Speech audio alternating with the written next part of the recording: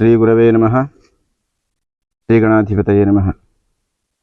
ಶ್ರುತಿಸ್ಮೃತಿಪುರಾಣಾನಾಂ ಆಲಯಂ ಕರುಣಾಲಯಂ ನಮಾಮಿ ಭಗವತ್ಪಾದಶಂಕರಂ ಲೋಕಶಂಕರಂ. ಭಗವತ್ಪಾದರು ರಚಿಸಿ ಕೊಟ್ಟಂತಹ ಸ್ತುತಿಗಳಲ್ಲಿ ಶಿವಾಪರಾಧ ಕ್ಷಮಾಪಣಾ ಸ್ತೋತ್ರ ಅದ್ಭುತ. ಅದರಲ್ಲಿ ಕೊನೆಯದಾಗಿ ನಮ್ಮೆಲ್ಲರಿಗೂ ಕೂಡ ಅತ್ಯಂತ ತಿಳುವಳಿಕೆಯ ಒಂದು ಮಾತನ್ನು ಹೇಳಿದ್ದಾರೆ. ನಿಮಗೆ ಯಾಕೆ ನೀವು ದೇವರ ಪೂಜೆ ಮಾಡಬೇಕು, ಯಾಕೆ ನೀವು ದೇವರ ಧ್ಯಾನವನ್ನು ಮಾಡಬೇಕು ಹೇಳುವಂತಹದ್ದನ್ನು ಹೇಳಿರುವಂತಹದ್ದು ಅತ್ಯಂತ ಮನೋಜ್ಞ. ಈ ರೀತಿಯಾಗಿ ಅನುಸರಿಸಿದರೆ ನಮಗೆಲ್ಲರಿಗೂ ಕೂಡ ಅತ್ಯಂತ ಶ್ರೇಷ್ಠವಾದಂತಹ ಫಲ ಪ್ರಾಪ್ತಿಯಾಗ್ತದೆ. ಆಯುರ್ನಶ್ಯತಿ ಪಶ್ಯತಾಂ ಪ್ರತಿದಿನಂ ಯಾತಿ ಕ್ಷಯಂ ಯೌವನಂ ಪ್ರತ್ಯಾಯಾಂತಿ ಗತಾಃ ಪುನರ್ನ ದಿವಸಾಃ ಕಾಲೋ ಜಗದ್ಭಕ್ಷಕಃ ಲಕ್ಷ್ಮೀಸ್ತೋಯತರಂಗ ಭಂಗ ಚಪಲಾ ವಿದ್ಯುಚ್ಚಲಂ ಜೀವಿತಂ ತಸ್ಮಾನ್ ಮಾಂ ಶರಣಾಗತಂ ಶರಣದ ತ್ವಂ ರಕ್ಷ ರಕ್ಷಾದುನಾ. ಹೇ ಪರಮೇಶ್ವರ, ನನ್ನನ್ನು ಈ ದಿನ ರಕ್ಷಣೆ ಮಾಡು ಅಂತ ಹೇಳಿ ದೇವರಲ್ಲಿ ಪ್ರಾರ್ಥನೆ ಮಾಡುವಂಥದ್ದು. ಯಾಕೆ ದೇವರು ನಮ್ಮನ್ನು ರಕ್ಷಣೆ ಮಾಡಬೇಕು ಅಂದರೆ, ಆಯುರ್ನಶ್ಯತಿ ಪಶ್ಯತಾಂ, ಈ ನಮ್ಮ ಆಯುಷ್ಯ ಅನ್ನುವಂಥದ್ದು ಪ್ರತಿದಿನಂ ನಶ್ಯತಿ, ಪ್ರತಿದಿನವೂ ದಿನ ಕ್ಷಣ ಕ್ಷಣವೂ ಕೂಡ ನಾವು ಆಯುಷ್ಯವನ್ನು ಕಳ್ಕೊಳ್ತಾನೆ ಇದ್ದೇವೆ.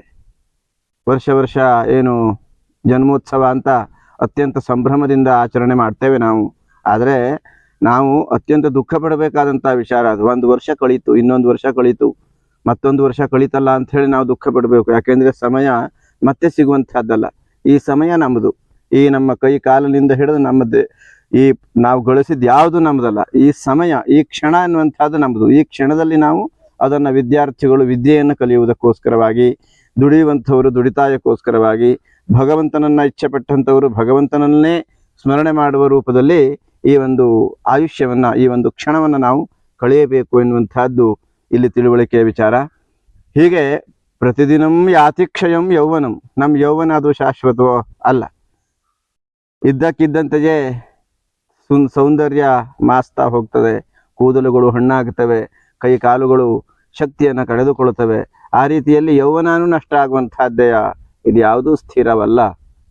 ಕಾಲೋ ಜಗದ್ಭಕ್ಷಕಃ, ಆ ಕ್ಷಣ ಅನ್ನುವಂತಹದ್ದು ಜಗತ್ತನ್ನೇ ನುಂಗ್ತಾ ಇದ್ದಾನೆ. ಯಾಕೆಂದ್ರೆ ದಿನಗಳು ಉರುಳುತ್ತಾ ಇರ್ತವೆ, ಯುಗಗಳೇ ಕಳೀತಾ ಇರ್ತವೆ.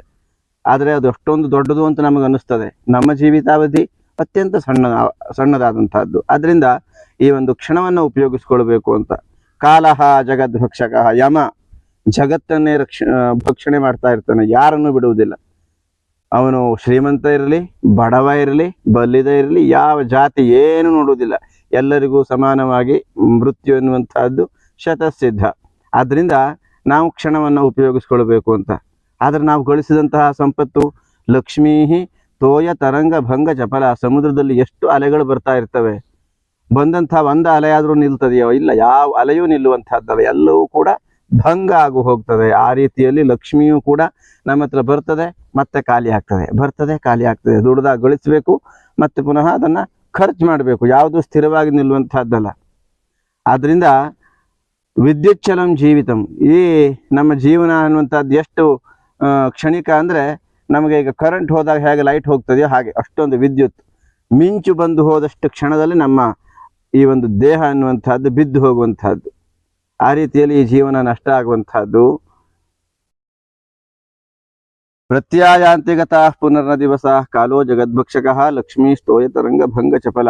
ಹೀಗೆ ನಾವು ಯಾವುದನ್ನು ಗಳಿಸಿದ್ರು ಯಾವುದು ಕೂಡ ನಮ್ಗೆ ಉಳಿಯುವಂತಹದ್ದಲ್ಲ. ಆದ್ರಿಂದ ಹೇ ಶಂಭೋ ಪರಮೇಶ್ವರ, ನನ್ನ ಎಲ್ಲ ತಪ್ಪುಗಳನ್ನು ಕ್ಷಮಿಸಿ ಈ ದಿನ ನನ್ನ ರಕ್ಷಣೆ ಮಾಡಿ ನಿನ್ನ ಸ್ಮರಣೆಯನ್ನು ಕೊಡು, ನಿನ್ನ ಧ್ಯಾನವನ್ನು ಕೊಡು ಎಂಬುದಾಗಿ ಆ ಭಗವಂತನಲ್ಲಿ ಬೇಡ್ತಾ, ನಮ್ಮೆಲ್ಲರಿಗೂ ಕೂಡ ನಿಮ್ಮ ಜೀವನದ ಕ್ಷಣ ಕ್ಷಣವನ್ನು ಉಪಯೋಗಿಸಿಕೊಂಡು ಈ ಒಂದು ಜೀವನವನ್ನು ಸಾರ್ಥಕ ಮಾಡಿಕೊಳ್ಳಿ ಅಂತ ಹೇಳಿದಂಥದ್ದು. ಈ ಸನಾತನ ಹಿಂದೂ ಧರ್ಮ ಎನ್ನುವಂಥದ್ದು ಹೇಗಿದೆ ಅಂದರೆ, ಇದು ನಮ್ಮ ಜೀವನಕ್ಕೆ ಸಾರ್ಥಕ್ಯವನ್ನು ಪಡೆದುಕೊಳ್ಳುವುದಕ್ಕೋಸ್ಕರವಾಗಿ ಸಿಕ್ಕುವಂತಹದ್ದು. ಮನುಷ್ಯನಿಗೆ ಮಾತ್ರ ಭಗವಂತ ಬುದ್ಧಿಯನ್ನು ಕೊಟ್ಟಿದ್ದಾನೆ, ಬಿಟ್ಟರೆ ಬೇರೆ 84 ಲಕ್ಷ ಜೀವರಾಶಿಗಳಲ್ಲಿ ಇನ್ಯಾವ ಜೀವಿಗೂ ಬುದ್ಧಿಯನ್ನು ಕೊಡಲಿಲ್ಲ, ಮಾತನ್ನು ಕೊಡಲಿಲ್ಲ. ಆದ್ರಿಂದ ಈ ಜನ್ಮ ಸಾರ್ಥಕ ಆಡುವಂತಹದ್ದು ಇದು ಮೋಕ್ಷದ್ವಾರ ಅಂತ. ಮೋಕ್ಷಕ್ಕೆ ನಾವು ಆ ಭಗವಂತನನ್ನು ಸೇರುವುದಕ್ಕೆ ಒಂದು ಬಾಗಿಲು ನಮಗೆ ಈ ಒಂದು ಜನ್ಮ. ಬುದ್ಧಿಯಿಂದ ಕೂಡಿದಂತಹ ಮನುಷ್ಯ ಜನ್ಮ. ಆ ಮನುಷ್ಯ ಜನ್ಮದಲ್ಲಿ ನಾವು ಹಿಂದೂಗಳಾಗಿ ಹುಟ್ಟಿರುವಂತಹದ್ದು ಇನ್ನೂ ಶ್ರೇಷ್ಠತಮ.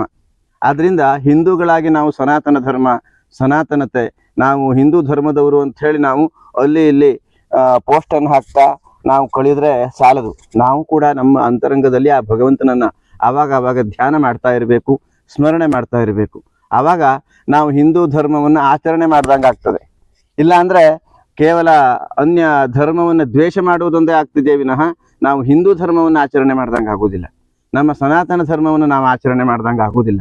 ಸನಾತನ ಧರ್ಮ ಅನ್ನುವಂಥದ್ದು ಏನಿದೆ ನಮ್ಮ ಆಚರಣೆಯಲ್ಲಿರಬೇಕು. ನಾವು ಆ ಭಗವಂತನನ್ನು ನಿತ್ಯ ಸ್ಮರಣೆ ಮಾಡಬೇಕು. 10 ನಿಮಿಷ ಆದರೂ ಕುಂತು ಆ ಭಗವಂತನಿಗೋಸ್ಕರವಾಗಿ ಅಥವಾ ನಮಗೋಸ್ಕರವಾಗಿ ಆ ಭಗವಂತನನ್ನ ಸ್ಮರಣೆ ಮಾಡಬೇಕು. ಶಿವ ಪಂಚಾಕ್ಷರಿ ಜಪ ಇದೆ, ಅದಲ್ಲದೆ ಇನ್ನು ರಾಮನಾಮ ಇದೆ, ಕೃಷ್ಣ ನಾಮ ಇದೆ, ಅನೇಕ ಎಲ್ಲ ದೇವರಿಗೂ ನಾಮ ಮಂತ್ರಗಳಿದ್ದಾವೆ. ಅವುಗಳನ್ನು ನಾವು 10 ನಿಮಿಷ 15 ನಿಮಿಷ ಆದರೂ ನಾವು ಸ್ಮರಣೆ ಮಾಡ್ತಾ ಆ ಭಗವಂತನನ್ನು ನಮ್ಮ ಮನಸ್ಸಿನಲ್ಲಿ ಅಂತರಂಗಕ್ಕೆ ತಂದುಕೊಳ್ತಾ ಹೋದರೆ ನಮ್ಮ ಉಳಿದ ಎಲ್ಲ ಕೆಲಸಕ್ಕೂ ಕೂಡ ಅತ್ಯಂತ ಶ್ರೇಷ್ಠವಾದಂತಹ ದಾರಿ ನಮಗೆ ಕಾಣಿಸ್ತಾನೆ ದೇವರು. ಅದಕ್ಕೋಸ್ಕರವಾಗಿ ಆ ಭಗವಂತನನ್ನ ಸ್ಮರಣೆ ಮಾಡಿ ಅಂತ ಹೇಳಿದ್ದಾರೆ. ಇಷ್ಟೇ ಅಲ್ಲದೆ ಅಕ್ಕಿಯೊಳಗನ್ನವನು ಮೊದಲಾರು ಕಂಡವರು, ಅಕ್ಕರೆಯ ಬರಹಕ್ಕೆ ಮೊದಲಿಗನದಾರು, ಲೆಕ್ಕವಿರಿಸಿಲ್ಲ ಜಗ ತನ್ನಾದಿ ಬಂಧುಗಳ, ದಕ್ಕುವುದೇ ಜಸ ನಿನಗೆ ಮಂಕುತಿಮ್ಮ ಅಂತ ಹೇಳಿದ್ದಾರೆ. ನೋಡಿ, ಅಕ್ಕಿಯಲ್ಲಿ ಅನ್ನ ಹಿಡಿದವ್ರು ಯಾರಾದರೂ ಇದ್ದಾರೋ? ಅವ್ರ ಹೆಸರು ಎಲ್ಲರೂ ಉಂಟಾ? ಇಲ್ಲ. ಇನ್ನು ನಾವು ಬರಿತಾ ಇರುವಂತಹ ಈ ಮುದ್ದು ಕನ್ನಡ ಭಾಷೆ, ಕಸ್ತೂರಿ ಕನ್ನಡ ಅಥವಾ ಯಾವುದೇ ಭಾಷೆ ಇರಲಿ, ಆ ಅಕ್ಷರವನ್ನ ಮೊದಲು ಕಂಡವ್ರು ಯಾರು ಅನ್ನುವಂತಹ ಹೆಸರು ಎಲ್ಲಿಯೂ ಬರೆದಿಲ್ಲ. ಅಷ್ಟೊಂದು ಅಗಾಧವಾದಂತಹ ವೇದ ವಾಂಗ್ಮಯ ಇದೆ. ಆ ವೇದ ಎನ್ನುವಂತಹದ್ದು ಅಪೌರುಷೀಯ, ಯಾರು ಹುಟ್ಟಾಕಿದ್ದಲ್ಲ, ತನ್ನಿಂತಾನೇ ಹುಟ್ಟಿ ಬೆಳೆದಂತಹದ್ದು. ಅದೇ ನಮಗೆ ಇವತ್ತಿನ ದಿನ ನಮ್ಮ ಭಾರತದ ಅತ್ಯಂತ ಶ್ರೇಷ್ಠವಾದಂತಹ ಗ್ರಂಥಗಳಾಗಿಲ್ವಾ? ಆ ರೀತಿಯಲ್ಲಿ ಇನ್ನು ಈ ರೀತಿಯಾದಂತಹ ಅನೇಕ ಮೊದಲುಗಳು ನಮ್ಮ ಪೃಥ್ವಿಯಲ್ಲಿ ಅರ್ಥಾತ್ ಈ ಭೂಮಂಡಲದಲ್ಲಿ ಇದಾವೆ. ಅದು ಯಾವುದನ್ನು ಜಗತ್ತು ನೆನಪಿಟ್ಕೊಂಡ್ಲಿಲ್ಲ. ಆದ್ರಿಂದ ನಮಗೆ ಈ ಜಗತ್ತು ಸಿಗ್ತದೆಯೋ? ನಾವು ಈ ಜಗತ್ತಿಗೋಸ್ಕರವಾಗಿ, ಈ ಜಗತ್ತು ನನ್ನ ಒಂದು ಅಹಂಕಾರ, ನಾನು ಮಾಡಿದ್ದೇನೆ, ನನ್ನದು, ಇದು ನನ್ನ ಹೆಸರು ಉಳಿಬೇಕು ಅಂತ ನಾವು ಪ್ರಯತ್ನ ಮಾಡಿದ್ರೆ ಯಾವ್ದಾದ್ರು ಉಳಿಲಿಕ್ಕೆ ಸಾಧ್ಯವೇ ಇಲ್ಲ.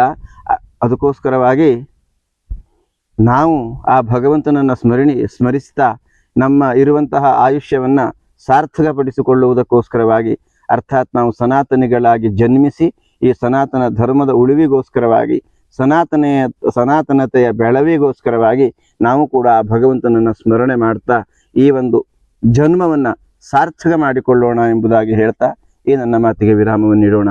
ನಮಸ್ಕಾರ.